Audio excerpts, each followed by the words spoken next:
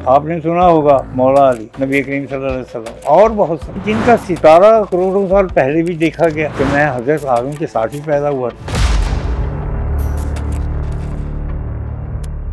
मैं ही आदम, मैं तो लाहौर से सफर करता था, कलकत्ता जाके सर निकालता था। आप खाने की बात करते हैं, मेरा खाना जन्नत से आता है। आपका खाना जन्नत से आता है? जी। अल्लाह ताला किन लोगों को पसंद करते हैं? मुख्तसरन मैं आपके के मुताबिक। बहुत ज़्यादा नेक लोग होते हैं ना, तो बड़े ख़तरनाक लोग होते हैं कि सदियों पहले काबे शरीफ का गिलाफ जो था दूसरे रंगों में हुआ करता था। महाराज गुरु नानक ने दर्शन दिए थे और मैं उनकी गोद में सोया था। बिस्मिल्लाहिर्रहमानिर्रहीम, अस्सलाम वालेकुम। GNN स्टूडियोज पॉडकास्ट के साथ कामरान नशद आपकी खिदमत में हाजिर है और आज का पॉडकास्ट बहुत ही स्पेशल होने वाला है। स्पेशल इसलिए कि मैं आज एक ऐसे गेस्ट या एक ऐसे मेहमान के यहाँ मौजूद हूँ कि जब से मैं यहाँ बैठा हूँ और मैं बरकतें समेट रहा हूँ और मेरे अंदर भी एक रूहानी सी कैफियत आ चुकी है। उसकी वजह यही है कि हम बचपन से सुनते आए हैं कि जब आप नेक लोगों के पास बैठते हैं तो आपका ईमान बढ़ता है, और ऐसी ताकत और ऐसा सीन मुझे भी फील हो रहा है। मेरी खुशकिस्मती है कि आज मैं बाबा याहिया के साथ मौजूद हूँ। बाबा जी अस्सलाम वालेकुम। बिस्मिल्लाहिर्रहमानिर्रहीम। वालेकुम अस्सलाम। आप मेरे पास तशरीफ़ लाएँ और जो कैफियत आप महसूस कर रहे हैं बयान ही वही चीज़ मैं भी महसूस कर रहा हूँ। आपके साथियों में सादात भी मौजूद हैं, हाशिम भी मौजूद हैं और मेरे जैसा एक बुज़ुर्ग भी मौजूद है। तो मैं आपके आने से बड़ी फ़र्हत महसूस कर रहा हूँ और रूहानियत फ़ील कर रहा हूँ। और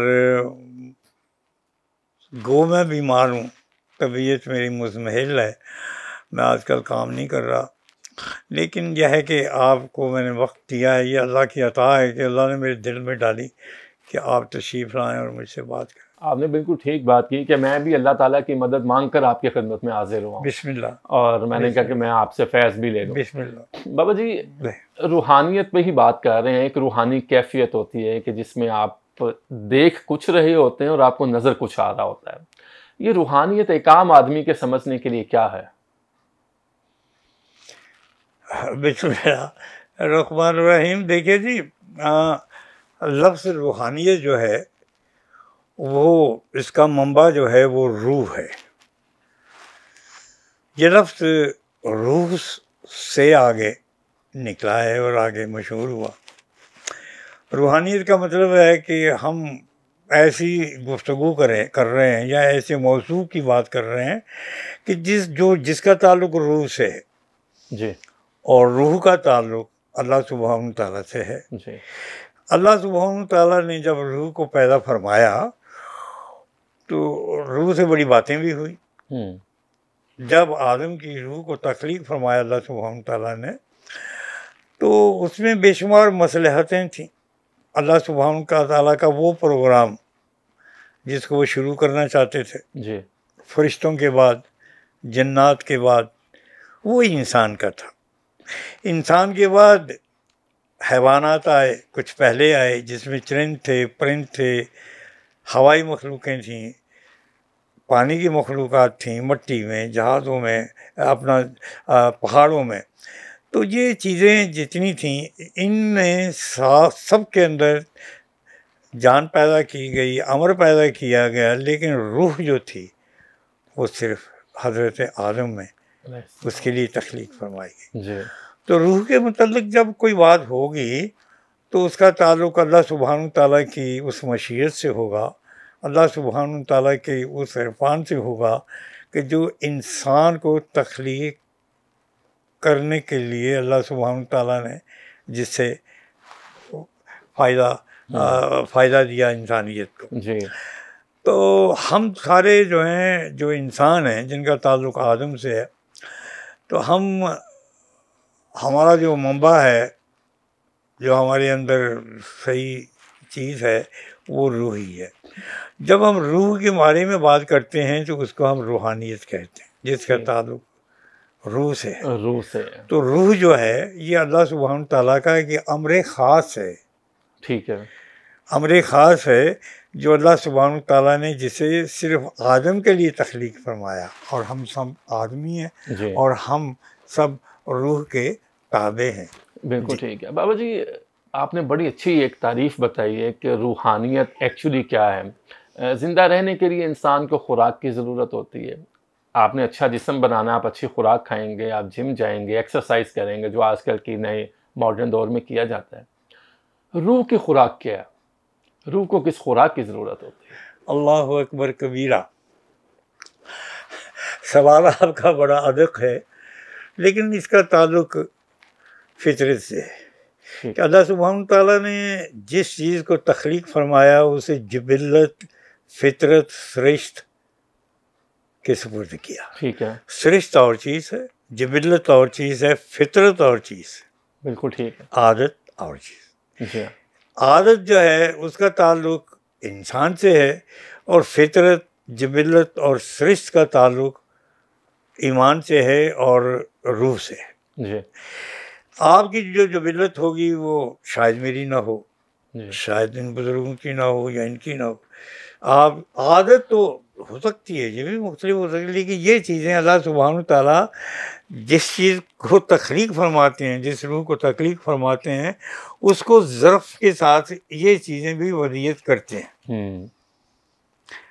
बूढ़े कहते हैं यार इस बंदे दी तो सृष्टि ठीक नहीं, हाँ जी, ऐसी तो जिबिल्लत ही ठीक नहीं, जी, ये बंदा जड़े दी फितरत ठीक नहीं। फितरत और है, जिबिल्लत और सृष्टि और, ये तीनों चीज़ें अल्लाह सुब्हानहू ताला उस रूह को इनाम की सूरत में पेश करते हैं जिसको वो तख्लीक फरमाते हैं। सुभान अल्लाह, नबी करीम सल्लल्लाहु अलैहि वसल्लम और अम्बिया कराम और हमारे बुजुर्गान दीन जितने भी बड़े थे, इनके पास ये तीनों चीज़ें एक मखसूस अंदाज में थी। और आज भी हम इंसानों में भी कुछ लोग ऐसे बुजुर्ग मौजूद होते हैं कि जिनके पास सृष्ट बड़ी अच्छी आती है, ठीक है, किसी के पास जिबिल्लत बड़ी अच्छी होती है, किसी के पास फितरत बड़ी अच्छी होती है। ये तीनों चीज़ें मुख्तलिफ होती हैं, और तीनों चीज़ों का जब इम्तिज़ाज होता है, जब इनको मिक्स करके कोई तख्लीक चीज़ है, तो फिर उसमें अल्लाह के ख़ास बंदे तख्लीक होते हैं। बिल्कुल ठीक है। और ये रूहानियत का सफ़र,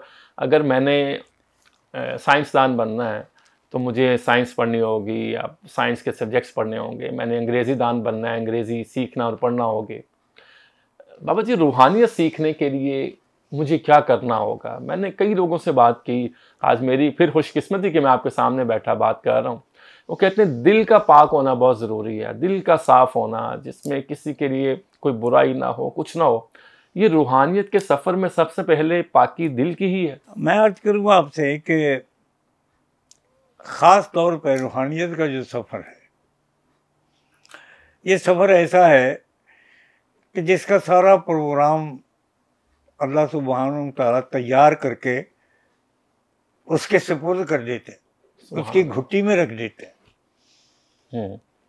आपने सुना होगा मौला अली, नबी करीम सल्लल्लाहु अलैहि वसल्लम और बहुत सारे कि जिनका सितारा करोड़ों साल पहले भी देखा गया, फरिश्तों ने देखा। जैसे एक मशहूर वाक़या है कि पूछा कि भैया तुम्हारी उम्र कितनी है, तो उन्होंने कहा जी कि मैं इतना एक साल, इतने हज़ार साल एक तारे को देखा। तो वो कहने लगे कि मैं उस तारे को इतने हज़ार मार। इसका मतलब ये हुआ कि हमारे जो माह साल हैं, हमारी जो उम्र के तकाज़े हैं, जो हमारे पास उम्रियात को नापने के जो स्केल हैं या ज़माने की रफ्तार को देखने के जो अंदाज़ हैं, वो और हैं और आसमानी और हैं।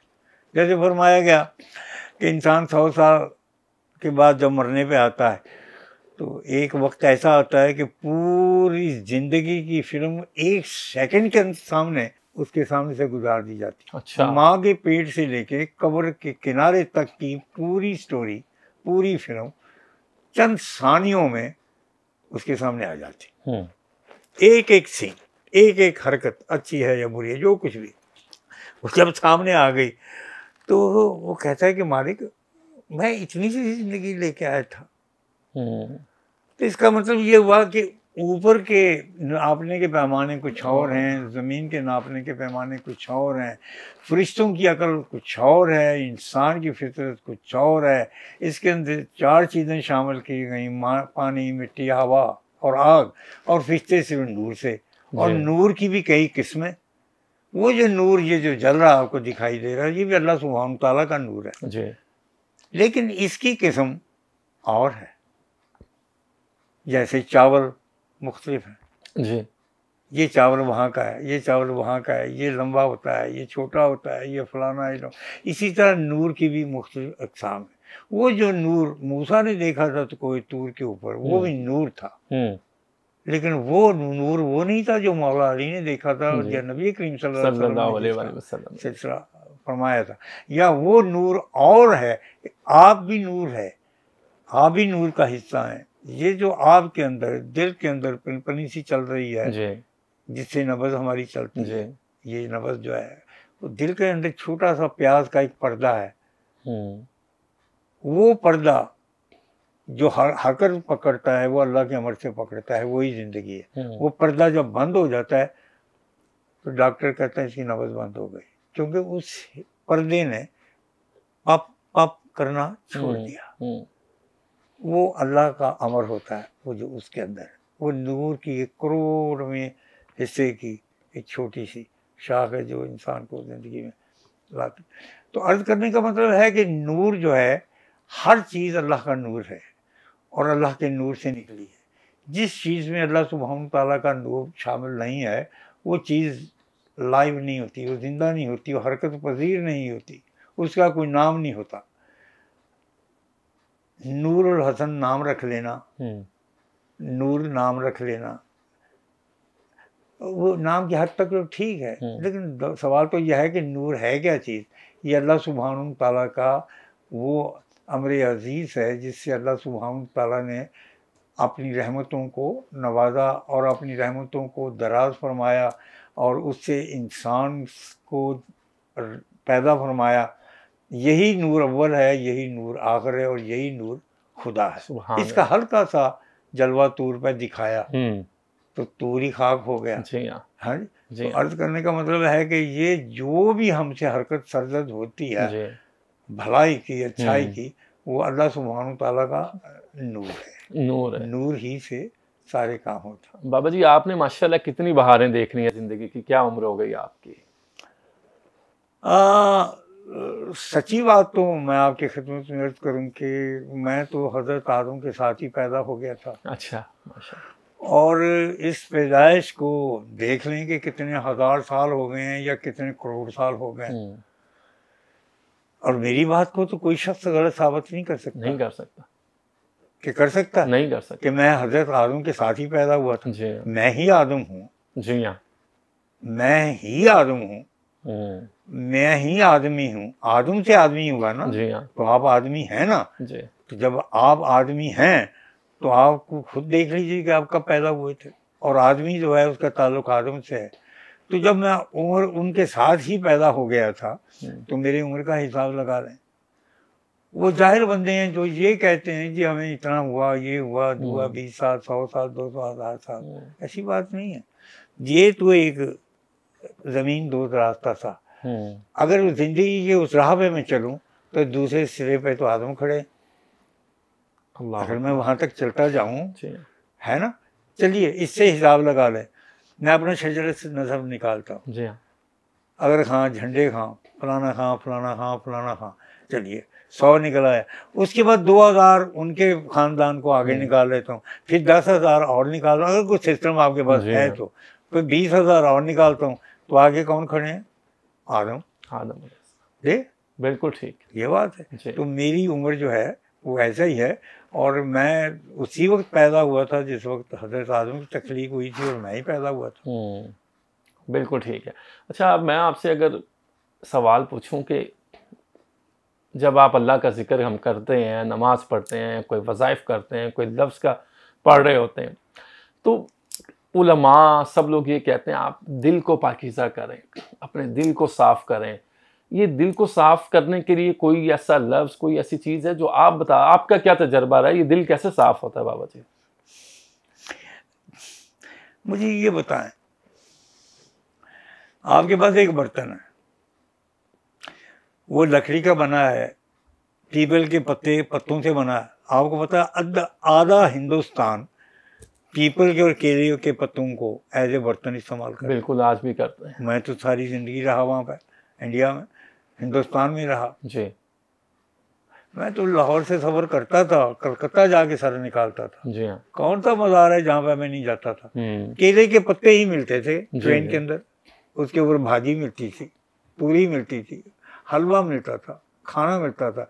और केले का पत्ता इस चादर की तरह लंबा लंबा होता है, ये हमारे पाकिस्तान के केलों की तरह नहीं है। इतने इतने पत्ते, बड़े बड़े पत्ते, आप सोच सकते हैं बच्चे को लपेट के चादर की तरह सुला सकते हैं आप, इतना बड़ा पत्ता होता है। वो ऐसे कपड़ा भी इस्तेमाल होता था, ऐसे बर्तन भी इस्तेमाल होता था। तो अर्थ करने का मतलब ये हुआ कि दिल भी एक बर्तन है, दिल भी एक बर्तन है, एक बर्तन।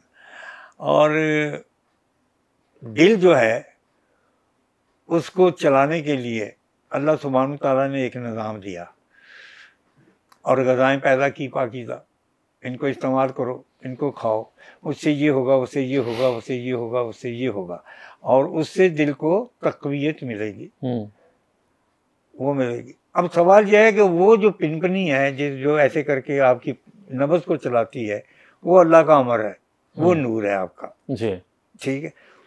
उसको ताकत दुनिया की अज्जा जो अल्लाह सुब्हानहू तआला ने ग़ज़ाएँ पैदा फरमाई, उसको ताकत का इंतज़ाम उससे किया जी। आप खाना खाएंगे, ताकत पैदा करेंगे तो दिल आपका चलेगा। सिगरेट पिएंगे, चरस पिएंगे, मनशियात का इस्तेमाल करेंगे, मिठाई का ज़्यादा इस्तेमाल करेंगे, ज़्यादा मेहनत करेंगे, ज़्यादा कुछ भी, तो आपका दिल कमज़ोर हो जाएगा और एक वक्त में आगे जिसको कहते हैं हार्ट फेल हुआ जी। ये कुछ चीज़ें इंसान के इख्तियार में हैं, कुछ चीज़ें अल्लाह के इख्तियार में हैं, और कुछ चीज़ें अल्लाह मियाँ ने इंसान को इख्तियार में दे दी हैं कि ये करोगे तो ये होगा, ये करोगे तो ये होगा। बिल्कुल ठीक। अब जी अल्लाह ताला किन लोगों को पसंद करते हैं? मुख्तसरन मैं अल्लाह ताला के मुताबिक चल, अगर आप मेरी बात को कुछ किसी और अंदाज में समझें तो अल्लाह ताला को गुनाहगार लोग बड़े पसंद है। अच्छा अच्छा जी, अच्छा जी, गुनाहगार लोग बड़े पसंद हैं। ऐसे ही चवल से लोग, गरीब से लोग, मस्कीन से लोग, हैं जी, छोटे छोटे गुनाह करने वाले लोग, क्या जी, ये अल्लाह मियाँ को बहुत पसंद है। अच्छा, तो ये जो बहुत ज़्यादा नेक लोग होते हैं ना जी, हाँ जी जी, ये बड़े ख़तरनाक लोग होते हैं। क्या कहते, जिस चीज़ बंदे को ये पैदा हो जाए सिलसिला कि मुझे इनाम मिलेगा, जिसको ये पता चल जाएगा मैं जन्नत में जाऊँगा, वो तो इखलास पैदा ही नहीं कर सकता नेकी में। इखलास नेकी में तो गुनाहगार पैदा करता है।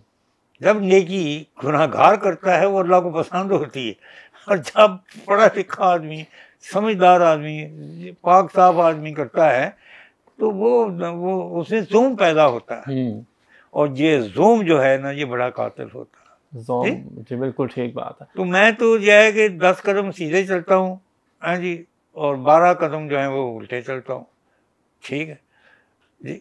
सच भी बोलता हूँ, झूठ भी बोलता हूँ, हाँ जी, और चोरियाँ भी करता हूँ, अच्छाइयाँ भी करता हूँ, बुराइयाँ भी करता हूँ। ये सारी चीज़ें जो हैं वो मैं करता हूँ इसलिए कि भाई अगर नहीं करानी थी तो पैदा क्यों की, क्यों?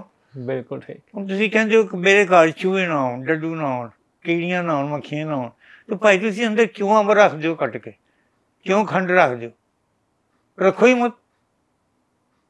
तो जब ये चीज़ें रखोगी वो चीज़ें तो आएंगी, और जब हम चीज़ों को रोकेंगे तो आप उनको रिज़्क से रोकते हैं जी, बिल्कुल ठीक है। तुसी ऐसे फ्रूट कट के रखा था और मक्खियाँ भी आ गई हैं, तुसी उन्होंने बाहर कट दियो, ठीक ठीक है। तो इसका मतलब है कि तुसी अल्लाह से रिज़्क देंदा है तो तुसी उन्होंने गरीबां का रिज़्क खोंदे हो, उन्होंने खान दो, तो क्यों बाहर कर दो, नहीं। ये सारी चीज़ें, अच्छाई बुराई, ये सारी इंसान इससे कायम है। अच्छा बनने की कोशिश करोगे तो भयानक गलतियां कर लोगे, और इसमें सबसे बड़ी गलती यह है कि थोड़ा सा ज़ूम पैदा हो जाता है, थोड़ा सा तकब्बर आ जाता है। लेकिन मैंने साफ कपड़े पहने हैं। एक बंदा आया बाहरों, वो कम तो ही सीधा आ गया मेरे को, कपड़े ने चिकड़ लगा था, डीजल लगा था, मिट्टी लगी थी। वो सैयद है, उन दसों में जफा मारांगा, उनके पास मेरे कपड़े खराब करेगा। जी हाँ। है जी। तो इसलिए समझें कि कपड़े ऐसे पहनो, मलेशिया से पाओ, चंगा भी आवे जफा मारो, मंदा भी आवे चंगा। असी काले क्यों हुआ? असी काले सिर्फ इस बात नहीं है कि साढ़े को काला आवे, साढ़े को चिट्टा आवे, सोहना लगता। जे काला कपड़े पा के चिट्टा आ जाएगा तो जतन के सोहने लगने, भाई सुभान अल्लाह है, तारीकी चो चंद निकल आएगा। जी जी। ते जे कोई काला आया तो असी नाल ही कहांगे काला शाह काला, है जी, सोहना लगे। बाबा जी इसी तरह बात चली है कि आपका जो सफ़र शुरू हुआ है, मैं कहीं देख रहा था, सुन रहा था आपको कि आप किसी हजाम के पास कभी नहीं गए, और ये काले रंग की क्या खासियत है? अब तो कुछ लोग सिर्फ काला रंग ही पहनते हैं, एक अली अब्बास हैं, आप उनके जानते भी हैं, वो भी सिर्फ काला रंग पहनते। जी जी जी हाँ। और ये आप भी काला रंग पहनते हैं। आज मैं भी ऐसे काला रंग पहन के आया हूँ, मैं आपकी खिदमत में आ रहा हूँ। वैसे अगर मेरा बस हो ना तो मैं इस कायनात की हर चीज़ को काला कर दूँ। और आपको एक और मैं बात बताऊँ, अल्लाह सुब्हानहू तआला का नूर हकीकी भी स्याह है। क्या जी? नूर हकीकी भी स्याह। इस कायनात ने जब जन्म लिया, जब तख्लीक हुई ये कायनात, हर चीज़ शाह साहब काली थी, हर चीज़ काली थी। और आप एक और चीज़ देखें कि अल्लाह सुब्हानहू तआला का इस वक्त भी कायनात को देखें तो कालक ज़्यादा है, सफ़ेदी बहुत कम है। काला में काला आ जाए, चिट्टा आ जाए, वो एक जैसा कर लेता है। चिट्टा कबूल ही नहीं करता किसी को। ओहो, बहुत आला बात कही। बोले बिल्कुल ठीक बात है, चिट्टा कबूल ही नहीं करता किसी को, सफ़ेद रंग कबूल ही नहीं करता किसी को। वो किसी को कबूल ही नहीं करता। जी हाँ। और काला रंग जो है ऐसे जब्बा मार लेता बंदे, क्या कहते? सही। और मेरी तो सारी किताबें काली, मेरे अफकार काले, मेरी सोच काली। मैं अंधेरे को बड़ा पसंद करता हूँ। आप देखिए, मैं जाता रहता हूँ मक्के शरीफ, मदीने शरीफ जाता रहता हूँ, करबला मोहल्ला बैठा रहता हूँ, मौला अली के रोज़े पे बैठा रहता हूँ। तो मैं तो ऐसे ही रहता हूँ जैसे हूँ। लेकिन देखें कैसी बात है कि मदीने में मेरे सारे दुश्मन मुझे जाने नहीं देते अंदर। मेरे बच्चे हैं, ये मेरे बच्चे हैं, मेरे साथ जाते हैं सारे। जब मैं जाता हूँ मदीने शरीफ, और आज से नहीं जा रहा, सदियों से जा रहा हूँ, अब मैं जाता हूँ, है जी। पहले तो मुझे कोई नहीं रोकते थे, अब मुझे अंदर जाने नहीं देते। क्या वजह है? क्या वजह बताते हैं? वो कहते हैं कि तुम शिये हो और तुम ईरान से आए हो, तुम्हारा मजहब क्या है? मैं कहा जी वो मजहब जरा तुहाडे प्यो दा सी, मेरा मजहब तो वही है, मेरा मजहब वही है। ते जे तुहानू इन्ना में ते जाओ हम नीले कपड़े पहले पाओ ना, काबे नू पाओ ना दूसरा रंग। हाँ जी, क्या? बिल्कुल ठीक बात है। और आपको पता होना चाहिए कि सदियों पहले काबे शरीफ का गिलाफ जो था दूसरे रंगों में हुआ करता था। अच्छा। मुसलमान ममालिक जितने थे दुनिया में, वो हर साल उन्हें अपनी बारी के ऊपर गिलाफ लेके जाया करते थे। ऊँटों के ऊपर गिलाफ जाया करता था, काफिला जाया करता था पूरा।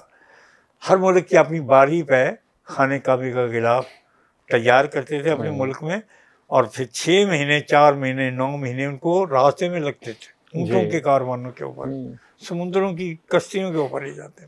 आपने बड़ी हिफाजत से लाते थे। कोई नीला होता था, कोई पीला होता था, कोई सफ़ेद होता था। ठीक हो गया जी भाई।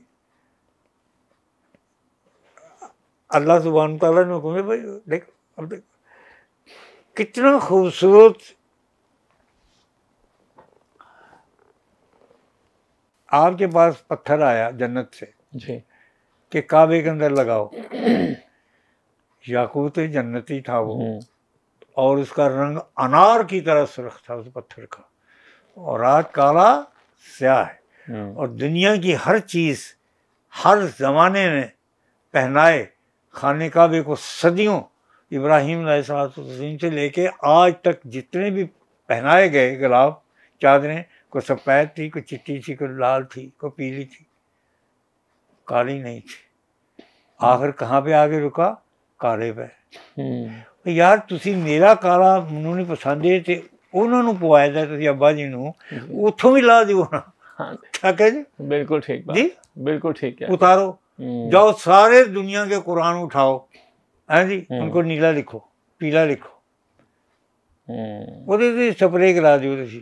आपने मदीने का जिक्र किया तो अल्लाह ताला सबको ले जाए, हमें भी ले जाए। मैंने सुना है कि वहाँ पर जो रसूल सल्लम के रोज़ा मुबारक पर जो हिफाजत करते हैं वो ख्वाजा सरा है, इसमें इसकी क्या मंतक है, क्या वजह?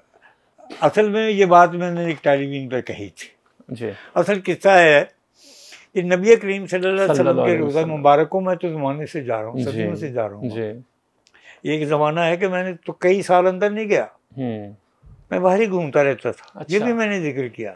हाँ जी, वो ज़माना था। हाँ, और अरबी कहते थे हाजा मजनून है, पागल आदमी है, ये अंदर नहीं जाता सी। मैं क्या मैंने अंदर नहीं जाना, क्या कहते उन्हें बाहर ही रहने दो तुसी। अच्छा, तो मैं घूमता रहता था। ये वो ज़माना था कि कोई होटल नहीं होता था, बड़े बड़े जो आज होटल हैं, सहरा होता था जी, ऊँट होते थे, खैमे लगे होते थे। होटल जो थे ना वहाँ पर, पहले लहरपुरी गए वहाँ पे, उन्होंने होटल छोटे छोटे डाले, छप्पड़ पा के। आज जो बड़ी बड़ी बिल्डिंगें नजर आती हैं वो नहीं थे मेरे ज़माने में। तो दूर तक आप जा सकते थे, वो ज़माना था देखने का। हज़रत उस्मान का बाग और इधर उधर के सारे सिलसिले जो थे ना, बड़े मज़े लिए हैं घूम के। तो वो फिर मैं नहीं समझ जाना होता, वो नहीं समझ जाना, वो कहते नहीं पागल आदमी।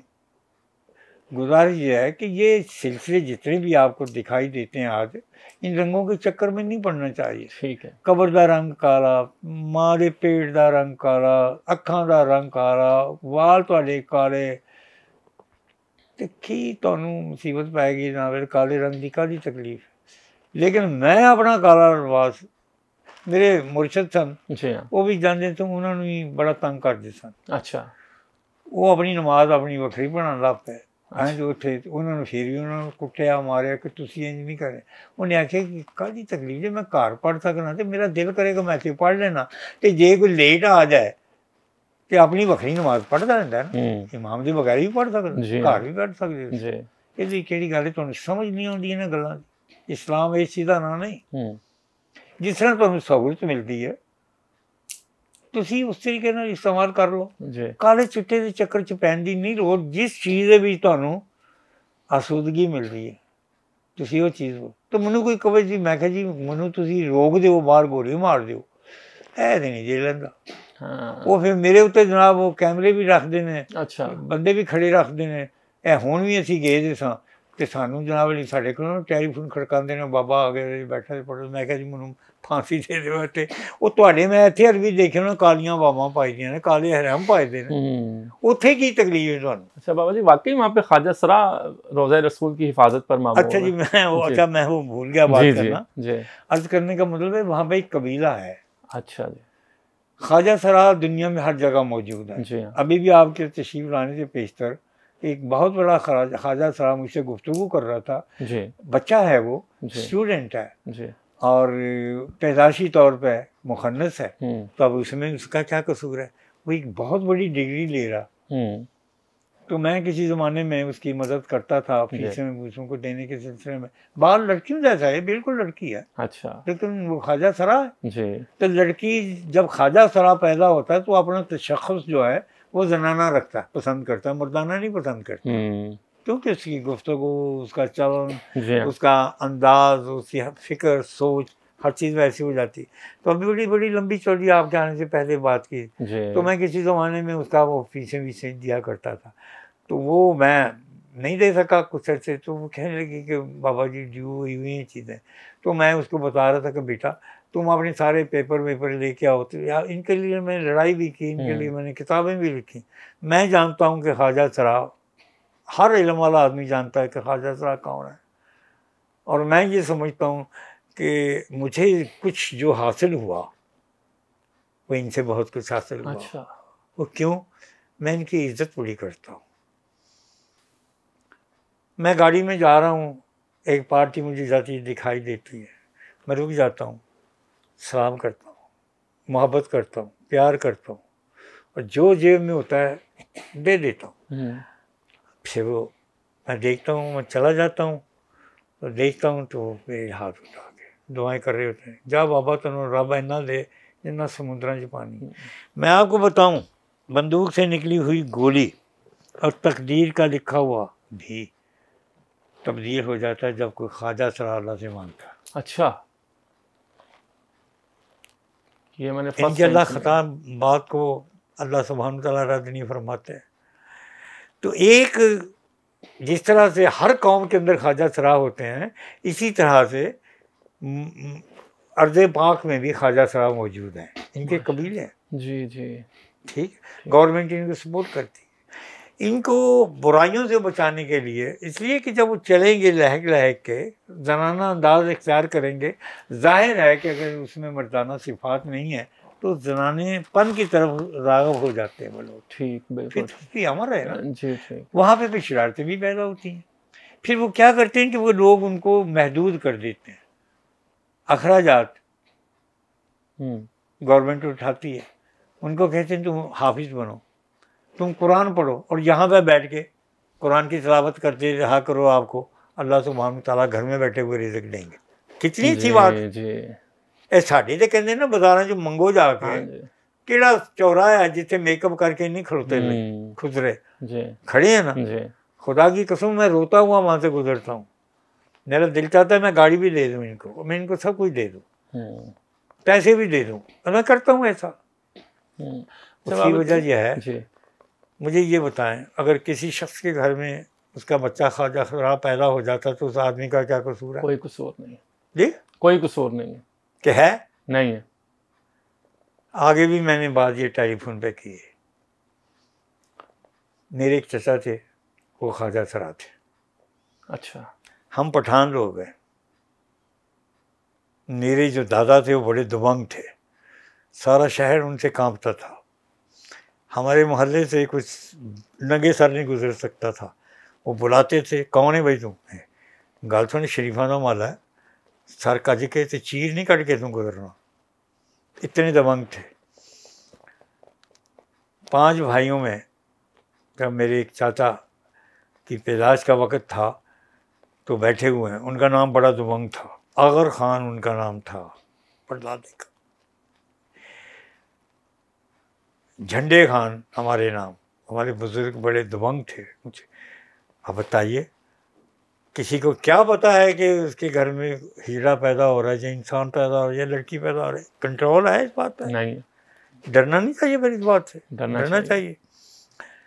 तो हमारे चाचा की पैदाइश का वक़्त था तो मेरे दादा बैठे थे, हुक्का पी रहे थे अपनी बैठक में। मुलाजिम से पूछा, यार तू पता तो कर अल्लाह ने की। वो आया तो ऐसे करके खड़ा हो गया, तो गाली दे के कहते टेकिया और की गल है, सिर सुट के बैठा हुआ है, मुर्दा बच्चा पैदा होया कि खुसरा पैदा होया? वो कहते हैं खान साहब हिजड़ा बच्चा पैदा हुआ। आपके मुँह से पता है क्या निकला? अल्हम्दुलिल्लाह। जब 10 मन मिठाई लैके तो सारे शहर जाके कह अगर खान के घर हिजड़ा पैदा होया। इन बातों पर गौर फरमाएं आप। बिल्कुल ठीक बात। ये हैं अल्लाह के बंदे। हिजड़े का पैदा होना अल्लाह की ख़ास रहमत है, बहुत बड़ी रहमत है। आपको पता नहीं, ये राज की बातें हैं, ये आसमान की बातें हैं, ये इंसान नहीं जान सकता। और मैं आपको बताऊं, जिन्नात में भी हिजड़े होते हैं, जिन्नात में भी हिजड़े होते हैं। और एक और भी बात बताऊं, सारे जानवरों में भी हिजड़े होते हैं, चौपायों में भी हिजड़े होते हैं, परिंदों में भी होते हैं, इंसानों में भी होते हैं, जिन्नात में भी होते हैं। और एक और बात कहना चाहता हूँ, वो कहता नहीं हूँ मैं।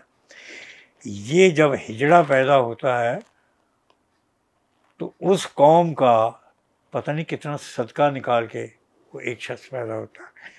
और हिजड़ा पैदा होना कोई छोटी बात नहीं है। एक बात मैं ऐसे ही कह बैठा, जज्बात में आ गए तो मुझे मौलवी ने पकड़ लिया। अल्लाह एक हर चीज़ का जवाब दे सकता है। अगर कोई हिजड़ा ये पूछे, मालिक क्या तेरा मैं बंदा नहीं हूँ, क्या मैं तेरी रूह नहीं हूँ, क्या मेरी रूह नहीं, मेरे अंदर तूने रूह नहीं डाली है, तूने मुझे या मुझे औरत बना दे या मर्द बना दे, तूने मुझे मजाक क्यों बनाया? अल्लाह क्या जवाब देगा उसे? यही जवाब देगा, मेरी हिकमत है जी हाँ। मैं जो चाहूँ वो करूँ। और तो जब अल्लाह की हिकमत है, अल्लाह जो चाहे वो करे, तो यार हमें फिर इतराज़ करना चाहिए या किसी को बुरा कहना चाहिए कि तू हिजड़ा क्यों है या तू हिजड़ों से मिलता क्यों? शुक्र अदा करो कि अल्लाह ने आपको या मुझे किसी आजमाइश में नहीं डाला। अगर मेरे घर में कोई बच्चा पैदा हो जाए, मैं बड़ा कसीर औलाद, मेरे 6 बच्चे हैं माशाल्लाह, दादे बने हुए हैं वो। अर्ज करने का मतलब यह है कि अगर उनके घर में कोई जड़ा पैदा हो जाए तो वो क्या करेंगे भाई? पता है क्या कहना चाहिए? मालिक तेरियां तू ही जानता है। कभी कि अल्लाह के मामलात में जिक्र ना करो। वो जो लोग पैदा होते हैं अरबों में फिर क्या उन्होंने कानून बनाया है कि इनको हाफिज बनाओ, इनको आलम बनाओ, इनको मुअज्जिन बनाओ। मुअज्जिन नहीं बनाते, हाफिज बनाते हैं और वो आलम बनाते हैं, दीन का इल्म देते हैं। फिर इनको मस्जिदों में जगह देते हैं। एक ज़माना था मस्जिद नबी के हिस्से में जहाँ पे तालीम और तरबियत दी जाती है, वहाँ पे हिजड़ों को वहाँ की सफाई का इंतज़ाम उनके सुपुर्द किया जाता है, इसलिए कि उनमें बुराई नहीं क्या नहीं है? बुराई नहीं है। उन्होंने ज़ना नहीं किया होता। क्या आला बाबा जी आपने बात की है, ये साइड के उन्होंने ज़ना नहीं किया होता। और वो कहते हैं कि ये पाक हैं, साफ़ हैं, तो वो क्या करते हैं कि सफाई का काम करते हैं कि भाजी अगर मनु या तुहानू या किसी होर को उसे लैके जाया जाए है जी, वो तो उत्थे जाके अंदर भी जाके तो ये वहाँ पे ऐसा है कि जिनके दिमाग में बुराई का तस्वुर नहीं होता जी। और हिजड़ा लफ्ज़ जो है ना, ये बड़ा हमने बुरा इस्तेमाल किया हुआ, हमें ऐसा करना नहीं चाहिए और इनकी ताज़ीम करनी चाहिए। अब मुझे ये बताओ, गड्डी खड़ी हुई है, वो आया है, खटखटाया, खुदा की कसम मैं तो अपनी जेबें खाली कर देता हूँ। मैं कहता हूँ तुम मेरे लिए बड़े अजीम लोग हो। मैंने किताबें लिखी हैं इनके ऊपर, ड्रामे और फिल्में बनाई हैं मैंने, और तलकीन क्या किया कि अल्लाह से डरो और इनकी ताज़ीम किया करो, इनको इज्जत दो। वो नाली के इनको, अब मैं हैरान होंगे, मैं आ रहा था बाबा बुल्ली शाह सरकार से आ रहा था, तो मैं एक बस में चढ़ा। मैं उस ज़माने में गाड़ी नहीं थी, बस में चढ़ा, मेरे साथ मेरा एक बच्चा था, भरी हुई गाड़ी, लाहौर उतरना था, चूर जी आके बड़ी मुश्किल से उन्होंने मुझे बैठा लिया। हम बैठ गए तो अगले स्टॉप के ऊपर हिजड़े नहीं 2 बैठ के ऊपर आ गए। जब आए तो पूरी गाड़ी में थरथल्ली मच गई, ओए ओए ओए ओए ओए ओए ओए ओए ओए ओए, आओ जी सरकार अंदर आओ, कोई इधर घसीटे, कोई इधर घसीटे, यार तुहाडे कोल जगह कोई नहीं, उत्थे तो मेरे पट्टा ने बह ना, कोई उसको इधर हाथ लगा रहा है, कोई इधर, और जा कहाँ आए, सलाम कहाँ करके आए हैं? बाबे बुल्ले शाह को, और जाती दफा आ रहे हैं दाता साहब है जी, और रास्ते में हिजड़ों के साथ ये सलूक कर रहे हैं जी। मुझे लोगों ने जगह दे दी, बच्चे को भी दे दिया, हम बैठ गए। अल्लाह भला करे, दाढ़ी देखी किसी ने, मुझे जानते थे लोग, बैठ के बिठा ली।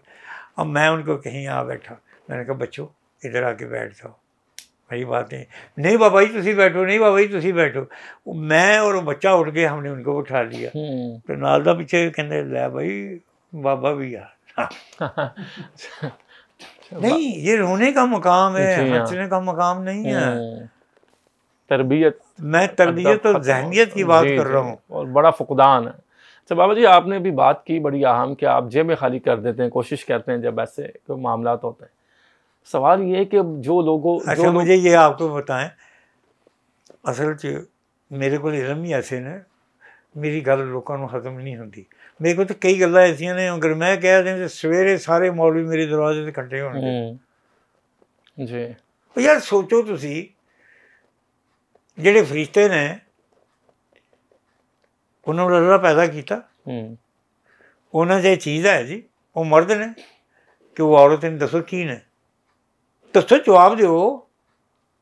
मेरे जे तो नमाजी है नहीं, नमाजी पढ़ते हैं जी हाँ। है जी, जिन्हें इंज के बैठा था जी इंज उत्थे ही है, वो सारे उत्ते मौजूद ने। तुसीं दसो जे वो मर्द ने तो कोई फरिश्तियां भी पैदा करनियां सन, ते जे वो औरतां ने ते फिर कोई फरिश्ते भी पैदा करते सन। जी। इसदा मतलब उन्होंने जिनस कोई नहीं ना मर्द ते ना औरत, कोई जिनस नहीं। ठीक है, नमाज़ां पढ़ते हैं क़यामत तक, जड़ा इंज खलोता था वो इंज ही, जड़ा इंज वो इंज ही, क़यामत तक वो नमाज़ां। आखिर कोई चीज़ तो है ना, है ना।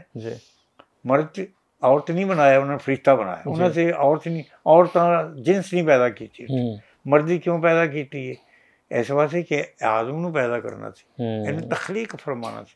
अल्लाह की मसलहत तो तुसीं अगर ज़्यादा अगे जाओगे तो फिर नुकसान ही था। इसी वास्ते हिजड़े का बड़ा ही एहतराम करो, बड़ा ही एहतराम करो, बड़ा ही एहतराम करो। अच्छा बाबा जी, आप उनको कुछ दे नहीं सकते तो उनको बुरा बुरा भी ना कहिए, भला भी ना कहें। बिल्कुल इससे डरिए कि किधरे मेरे घर ना कोई हिजड़ा पैदा हो जाए, उत्ते कितने जाओगे फिर। जी जी। अच्छा बाबा जी, ऐसे एक हिजड़ा वे निक्की जी गल करके खत्म करना, ऐसे एक हिजड़ा वे जमाने का मेरे नाल है। ठीक है जी, जमाने का तुसीं भी जान दो, हर बड़ा बड़ा गुरु। ठीक, हुण मैं उन्होंने शायद मैं नहीं कहना चाहिए या कहना चाहिए कि मैं एक ज़माने का उहदे नाल तो मुराद है कि उहदी मैं फाइनैंशियली हेल्प करनी। जी, उहदे आस्ते मैं अदालतां च गया, उहदे आस्ते मैं वकील मुकर्रर कीते ने, उन्होंने मैं राइट्स लै कीते ने, उन्होंने मैं अपना शनाख्ती कार्ड के मतलब पार्लीमेंट की कोशिश की, अपने सोर्सेज इस्तेमाल किया। ठीक है जी, मैं लखां रुपया का उसको लंगर देता हूँ रमज़ान में। ठीक है, बोरियां दी बोरियां, लखां रुपये का ट्रक दे ट्रक उन्हें देना कि अपनी कम्यूनिटी इस्तेमाल करो। ठीक है, उस तो बाद ईद उल अज़हा उत्ते उन्होंने बैल देना पक्के ट्रक च पा के दबा करो, दबा करके पूरी चीज़ रखो। वो मर जाए हिजड़ा, किसी चीज़ की जरूरत होंगी है, मैं पूरी मदद करना। वो वास्ते सारे होर बंदोबस्त करते थे, बुढ़े जेड़े होण उन्होंने कबर की जगह दी जाए। मैं अगे हाँ, मैं रखण भी इस्तेमाल करना हो गया, वो कहदे वास्ते करना,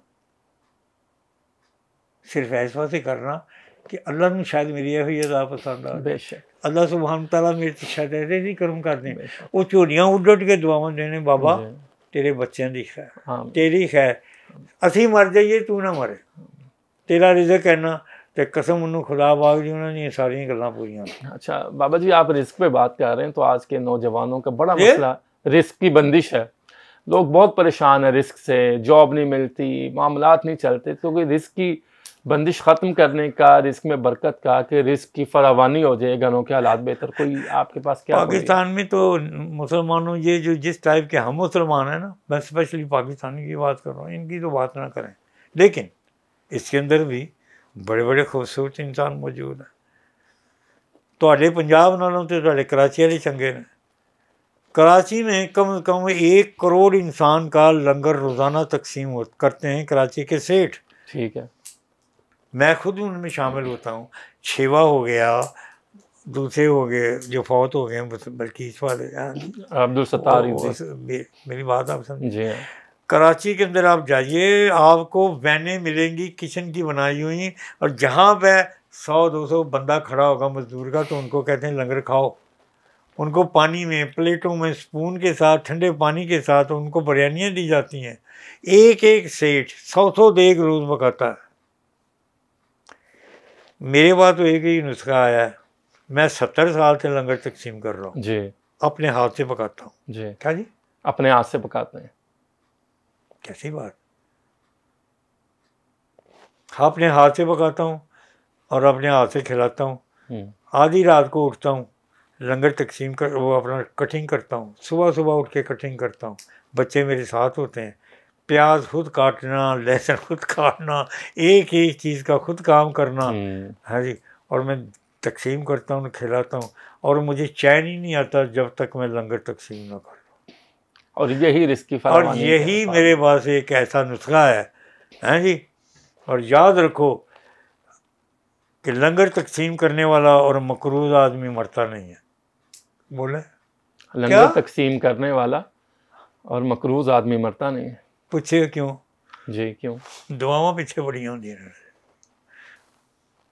अगर आज मैं मर जाऊं तो बाकी जेडे दूसरे काम ने वो तो रुक गए। साल हाथ साल गुजर गए, खाते ही यहीं से, घर भी ले जाते हैं, वकील भी आते हैं, दूसरे भी आते हैं, घर को भी दिया जाता है, खुद भी खाते हैं, मज़े से खाते हैं। मैं पकाता हूँ और मज़े के बाद में कुछ स्मगलिंग नहीं करता। आप खाना बहुत कम खाते हैं, इसकी क्या है? खाते ही नहीं। आप खाने की बात करते हैं, मेरा खाना जन्नत से आता है। आपका खाना जन्नत से आता जी। हुण पै गई ना मुसीबत, तुसी सवेरे को बाबा जा खाना खाना जन्नत ही चाहता है, पै गई ना मुसीबत, तो मौड़ भी हो गए ना मेरे द्वारे। मेरा खाना बेटा क्या है? खजूरें। मेरा खाना है दूध और मेरा खाना है केले। मैं चखता ज़रूर हूँ जो बनाता हूँ, खाता इसलिए नहीं, मैं खा नहीं सकता। मेरे मुंह में दांतों की तकलीफ़ है, मैं नहीं खाता। मैं टॉयलेट में जाना ज़्यादा पसंद नहीं करता। बात आप समझें? जी, मैं समझ। तो मेरी खजूरें होती हैं जो मैं खाता हूँ। ये कितने 3-4 खजूरें खाता हूँ ज़माने से, और 2 केले खाता हूँ और 1 गिलास दूध का पीता हूँ। ये पूछ ले, मेरे बच्चे बैठे हैं, ये वो बच्चे, वो 35 साल से मेरे पास बच्चा है, पूछिए कि मैं यही काम करता हूँ। लेकिन ये नहीं कि नहीं खाया, कभी खा लेता हूँ अपने हाथ का कभी कभी, और मैं खाना बड़ा अच्छा पकाता हूँ। ठीक है जी। अच्छा, ਤੁਹਾਡੇ चेहरे का रंग बड़ा बदल गया इस गल के उत्ते कि मैं जो कह रहा मैं खाना बड़ा अच्छा पकाता हूँ, उन्होंने चेहरा रंग बदल। उन ये चीज़ें आपने इससे से निकालनी है, नहीं तो मुसीबत पै जानी। जी जी, ठीक है। ऐसे बात मैं इंटरव्यू नहीं करता कि परेशानी फिर पैदा हो जाती है, लेकिन मैंने आपको नुस्खा बताया, कोई बुरी बात तो नहीं बेटा की। अच्छा अच्छा, एक बात, अगर आपको परेशान, आपकी बात का जवाब दिया है कि जब रिज़्क की कमी हो तो क्या करना चाहिए। रिज़्क की कमी हो तो लंगर तकसीम करो, सुभान, आपको कमी नहीं रहेगी। अच्छा, एक सवाल मैं पूछना चाह रहा था, एक सवाल मेरे जहन में आया कि आजकल लोग बच्चियों की शादियों की वजह से बहुत परेशान हैं। उनके लिए कोई आप बताएं, कोई दुआ, कोई चीज़ कि उन बहुत परेशानी आ गई है इस मामले में। ਇਹਦਾ जवाब मैं ऐसे बात नहीं दिंदा, एक मुआशरती सवाल है। साडा अपना यह सिलसिला शादियों के बच्चे काफ़ी परेशान होना जो है, इसका जवाब मैंने 2 ज़िंदगी में शादियाँ की हैं। मेरे 7-8 बच्चे हैं, अल्लाह का शुक्र है। आगे कुनबे बड़े हैं, मैं बड़ा कुनबेदार आदमी हूँ। लेकिन एक बात है, मज़े की बात बताऊँ, सारी ज़िंदगी मैंने टैक्सियाँ चलाई हैं, मैंने ट्रेनों की नौकरियां की हैं, मैंने लोगों के घर में रंग किए हैं, मैंने बिजली का काम किया, मैंने होटलों का काम किया, और मैंने टेक अवे उठा के मोटरसाइकिलों पर मैं लोगों के घर में पहुँचाता रहा हूँ। मैंने किताबें लिखी हैं, मैंने ड्रामे लिखे हैं, मैंने थिएटरों में काम किया है, मैंने फिल्मों में काम किया है, मैंने फिल्में बनाई हैं, और ज़िंदगी में कभी बेकार नहीं रहा। मैं आपको बताऊँ हैं क्या जी? ठीक है। अच्छा, आप इस बार में कोई हकीकत है बाबा जी, आपके पास यूके की नेशनैलिटी भी थी? मैं तो रहता ही अमेरिका में हूँ, और लंदन में रहता हूँ, पेरिस में रहता हूँ, न्यूयॉर्क में रहता हूँ। मैं तो पाकिस्तान में नहीं रहता। तो की ख्याल है कि मैं इतने साढ़ नवा बह गए क्या? सही है। आपकी कितनी उम्र है? मेरी उम्र हो गई है 35 साल। 35। इसको डबल करें, 70। मैं इतने अरसे से बाहर हूँ। 65 वर्ष हो गए मुझे बाहर। कितने जी? 65 वर्ष। और मैं अमेरिका का और यूके का सीनियर नेशनल हूँ। Senior citizen. मुझे मराहत मिलती हैं, मुझे पेंशन मिलती हैं गवर्नमेंट की तरफ से, और मैं कभी ज़िंदगी में जेल में नहीं गया, अस्पताल में नहीं गया, डॉक्टर के पास नहीं गया, और कभी मैं कुछ काम नहीं किया। अच्छा, एक आखिरी सवाल है आपसे।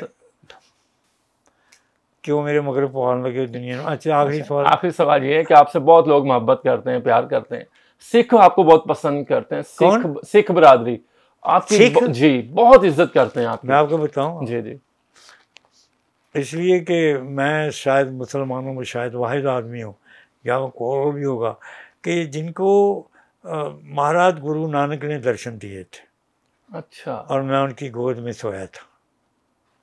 बाबे दी बेरी है सियालकोट, बाबे दी बेरी ऐक के परले पास है, वहाँ मुसलमानों का कब्रिस्तान है।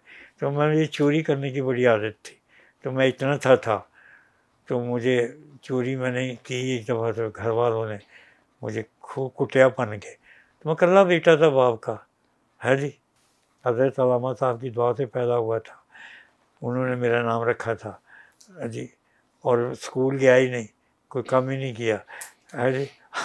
और लुत्फ की गल है कि मेरिया किताबों उत्ते PhD दी डिग्रियां मिलदियां ने, मेरी किताबों के उत्ते MPhil दी डिग्रियां मिलदियां ने, क्यों जी, और अमेरिका में छपती हैं, ठीक है, और दुनिया का सबसे ज़्यादा महंगा मुसन्निफ, क्या जी, सबसे ज़्यादा महंगा मुसन्निफ दुनिया में? ਇਹ ਜੇ ਵੀ 15-15 ਰੁਪਏ ਦੀਆਂ 100-100 200 ਰੁਪਏ ਦੀਆਂ ਕਿਤਾਬਾਂ ਲਿਖਦੇ ਰਹੇ, ਇਹ ਪਾਕਿਸਤਾਨ ਦੀ ਜਿਹੜੀ ਤੇ ਮੈਨੂੰ ਤਾਂ ਬਾਬਾ ਜੀ ਇਸ਼ਫਾਕ ਤੇ ਸ਼ਹਾਬੁद्दीन ਸਾਹਿਬ ਨੇ ਕਿਹਾ ਸੀ ਪੁੱਤਰ ਪਾਕਿਸਤਾਨ ਆ ਜਾ, ਹੁਣ ਲਿਖ ਕੇ। ਮੈਂ ਕਿਹਾ ਪੈਸੇ ਨਹੀਂ ਦਿੰਦੇ ਇੱਥੇ ਮੁਸਲਮਾਨ, ਲਿਖਾ ਲੈਂਦੇ ਨੇ ਕਿਤਾਬਾਂ। ਉਹਨਾਂ ਕਿਹਾ ਜੀ ਪੁੱਤਰ ਬੋਰੀਆਂ 'ਚ ਭਰ ਕੇ ਨੋਟ ਤੇਰੇ ਕੋਲ ਆਉਣ ਕਰਨਗੇ, ਤੁਹਾਨੂੰ ਕਿਸੇ ਕੋਲ ਜਾਣ ਦੀ ਲੋੜ ਨਹੀਂ ਪਏਗੀ। क्या होगा, किसी के पास जाने की जरूरत नहीं पड़ेगी, किसी के पास जाने की जरूरत नहीं पड़ेगी। बिल्कुल ठीक आपने कहा। तो आज उनकी बातें बिल्कुल पूरी हुई जी। बहुत अच्छा बाबा जी, बहुत बहुत शुक्रिया, आपने आज हमारे लिए वक्त निकाला और मेरी फिर खुशकिस्मती अच्छा मेरी गल है कि मैं हूँ तुहाडा इंटरव्यू दे विच तुसीं गलत गल्लां शामिल कीतियां ते इन्हां नूं एडिट करना मैं मैनूं अगे दुनिया नहीं जीवन देंदी ਤੇ ਮੈਨੂੰ ਤੁਸੀਂ ਹੁਣ ਕਿਉਂ ਤੰਗ ਕਰ। ਵੇਖੋ ਮੈਂ ਤੁਹਾਨੂੰ ਇਹ ਸੈਯਦ ਤੁਹਾਡੇ ਨਾਲ ਆਏ ਨੇ, ਮੇਰੀ ਸਰਕਾਰਾਂ ਆਏ ਨੇ ਤੇ ਮੈਂ ਬੜਾ ਖੁਸ਼ ਹੋਇਆ ਜੀ ਹਾਂ। ਔਰ ਤੁਸੀਂ ਲੇਕਿਨ ਤੁਹਾਨੂੰ ਮੈਂ ਰਾਜ ਦੀਆਂ ਵੀ ਗੱਲਾਂ ਦੱਸੀਆਂ ਨੇ, ਇਹਨਾਂ ਗੱਲਾਂ ਨੂੰ ਛਾਣ ਲਵੋ, ਰਿੜਕ ਲਵੋ ਤੇ ਜਿਹੜੀ ਗੱਲ ਤੁਹਾਨੂੰ ਪਸੰਦ ਆਈ ਉਹਦੇ 'ਤੇ ਅਮਲ ਕਰ ਲਵੋ ਤੇ ਤੁਹਾਡੇ ਵੀ ਮਸਲੇ ਦੂਰ ਹੋ ਜਾਣਗੇ। ਕਿ ਮਕਰੂਜ਼ ਆਦਮੀ ਜਿਹਨੇ ਕਰਜ਼ਾ ਦੇਣਾ ਹੋਵੇ ਉਹ ਮਰਦਾ ਨਹੀਂ ਤੇ ਜਿਹੜਾ ਲੰਗਰ ਪਕਾਉਂਦਾ ਉਹ ਵੀ ਨਹੀਂ ਮਰਦਾ। अल्लाह ताला आपको सलामत रखे, खुश रखे। क्यों नहीं मरता भला जी? कर्ज मर जाएगा तो कर्जदार इन्हों पैसे नहीं मिल रहे हैं जी, तो जे वो मर जाएगा तो जेडे रोज़ लंगर खाते उन्होंने लंगर नहीं मिलना। तो फिर दुआ की मंगते हैं, या अल्लाह साढ़े चाचे में लै जा, कुड़ियाँ दुआवां मंगी, या अल्लाह मेरा सहुरा बड़ा बीमार है, ये कम पा रहा है, बाबे ना कुछ नहीं कर बाबा जी साड़ी ही उसे ला दे। बहुत बहुत शुक्रिया, आपने आज के पॉडकास्ट में शिरकत की और इंटरव्यू दिया। इसके साथ ही आज के पॉडकास्ट का वक्त अपने इख्तिताम को पहुँचता है। अपने मेज़बान कामरान अरशद को दीजिए इजाज़त। अल्लाह निगहबान।